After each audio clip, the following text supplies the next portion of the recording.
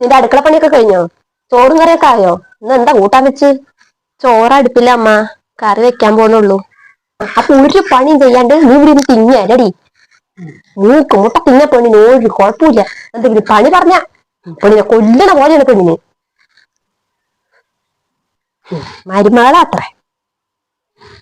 കാലും കൈയൊക്കെ വേദനിച്ചിട്ട് വയ്യ.